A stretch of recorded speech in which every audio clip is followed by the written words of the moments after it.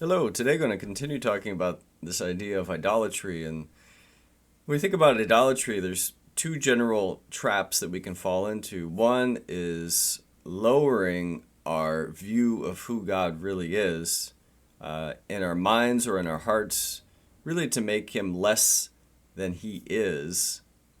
And two would be to elevate something in this world to make it greater than it actually is. And so, one of the best ways to fight against idolatry is to understand who the Lord truly is and his relation to all things in creation. So, to do that, we'll look at a few Psalms today, starting with Psalm 50, that says, A Psalm of Asaph. The mighty one, God, the Lord, has spoken, and summoned the earth from the rising of the sun to its setting. Out of Zion, the perfection of beauty, God has shone. May our God come and not keep silent. Fires devour before him, and a storm is violently raging around him. He summons the heavens above and the earth to judge his people. Gather my godly ones to me, those who have made a covenant with me by sacrifice. And the heavens declare his righteousness, for God himself is judge. Hear, my people, and I will speak. Israel, I will testify against you. I am God, your God. I do not rebuke you for your sacrifices, and your burnt offerings are continually before me.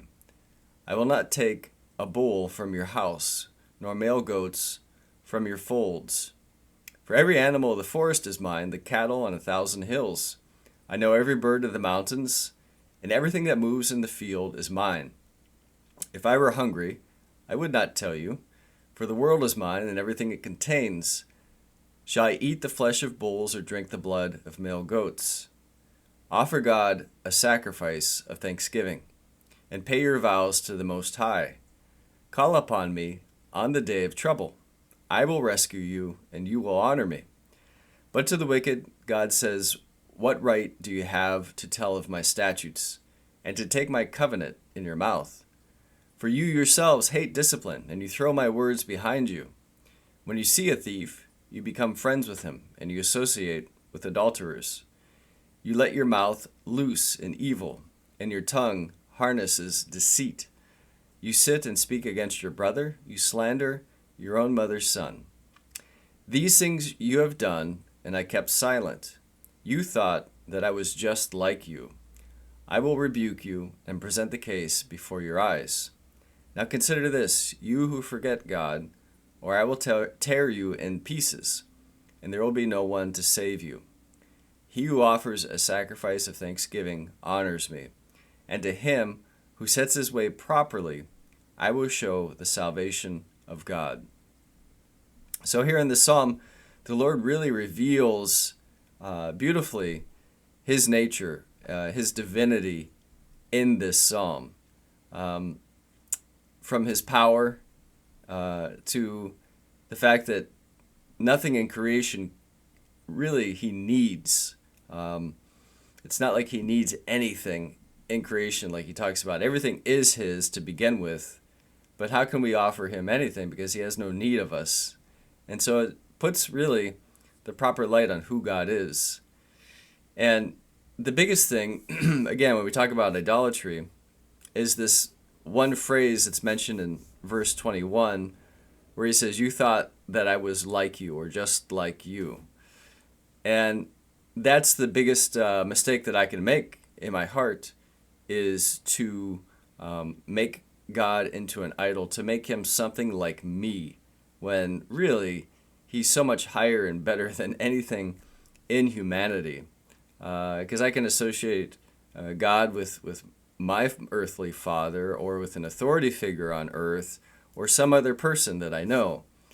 And he's not like any of those things. He's not like us in many ways. We're made in his image, but yet at the same time, his ways are so much higher than ours and his thoughts are so much higher than ours that we have to remember that, who he is in all of his glory and splendor and majesty and power and wisdom. And so he's pointing that out throughout the course of this psalm here. And so again, I can't think of God as an elevated version of a person. He is distinct and separate due to his holiness and his divinity. And so in a similar fashion, Psalm 145 addresses this as well. A psalm of praise of David. I will exalt you, my God, the King, and I will bless your name forever and ever. Every day I will bless you, and I will praise your name forever and ever. Great is the Lord, and highly to be praised, and his greatness is unsearchable. One generation will praise your works to another, and will declare your mighty acts. On the glorious splendor of your majesty, and on your wonderful works I will meditate. People will speak of the power of your awesome acts, and I will tell of your greatness. They will burst forth in speaking of your abundant goodness, and will shout joyfully of your righteousness. The Lord is gracious and compassionate, slow to anger and great in mercy. The Lord is good to all, and his mercies are all over his works. All of your works will give thanks to you, Lord, and your godly ones will bless you. They will speak of the glory of your kingdom and talk of your might, to make known to the sons of mankind your mighty acts and the glory of the majesty of your kingdom. Your kingdom is an everlasting kingdom, and your dominion endures throughout all generations. The Lord is faithful in his words and holy in all his works. The Lord supports all who fall and raises up all who are bowed down. The eyes of all look to you, and you give them their food in due time. You open your hand and satisfy the desire of every living thing. The Lord is righteous in all his ways and kind in all his works. The Lord is near to all who call on him, in truth. He will fulfill the desires of those who fear him. He will also hear their cry for help and save them. The Lord watches over all who love him, but he will destroy all the wicked. My mouth will speak the praise of the Lord, and all flesh will bless his holy name forever and ever. And again, an amazing psalm that highlights who God is. It reveals to him, and I think fights against, again, my tendency to idolize anything in this world. When I read this psalm, everything in this world instantly feels diminished in value compared to the value of who God really is. And it reminds me of that, and it excites my heart and my mind to think about who God is. There's, again, so much just within the psalm that we could stop and meditate on, how his greatness is unsearchable. And really, it brings about a proper fear of the Lord, not just of his power or his wrath, but a trembling at his goodness when it speaks to how he rescues us and he blesses us. It's the goodness of God that also makes me tremble before him because of how generous, how kind he is to me. So again, another psalm to bookmark and to read and to fight against this idea of idolatry. And lastly is this.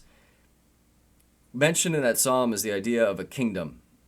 And a kingdom needs a king, and the Lord is king. Christ is king of the kingdom, and we're citizens of that kingdom. And I love this little portion from Hebrews that speaks to this as well. It says, "For you have not come to a mountain that can be touched, and to a blazing fire, and to darkness and gloom and whirlwind, and to the blast of a trumpet, and to the sound of words, which sound was such that those who heard begged that no further word would be spoken to them." And this is speaking of Mount Sinai, when Israel was gathered around the mountain when the Lord descended to meet with Moses. For they could not cope with the command, "If even an animal touches the mountain, it shall be stoned." And so terrible was the sight that Moses said, "I am terrified and trembling." But you've come to Mount Zion, and to the city of the living God, the heavenly Jerusalem, and to myriads of angels, to the general assembly and church of the firstborn who are enrolled in heaven, and to God, the judge of all, and to the spirits of the righteous made perfect, and to Jesus, the mediator of a new covenant, and to the sprinkled blood, which speaks better than the blood of Abel. So again, we're part of this new covenant that's mentioned here, where we're washed clean by Christ's blood, and we're part of the kingdom. So he says, "See to it that you do not refuse him who is speaking.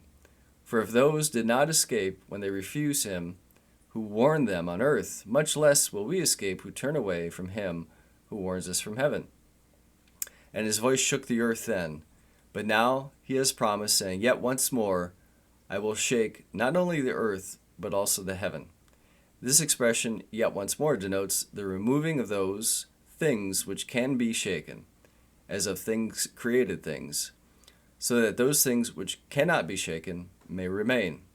Therefore, since we receive a kingdom which cannot be shaken, let's show gratitude, by which we may offer to God an acceptable service with reverence and awe, for our God is a consuming fire. And so, as we are brought into the kingdom of God through Christ's blood, we have this call again, which was mentioned early on in Psalm 50 as well, to properly understand the majesty of God is to, like it mentions here, offer a sacrifice of praise to him and to revere him and be in awe of our God, who, as it says, is a consuming fire, an awesome God. And so again, a few passages that we can look at, and if I find myself struggling with idolatry, just to elevate my notion of who God is, which I can't do enough. And it's a great blessing to partake in that. Take care.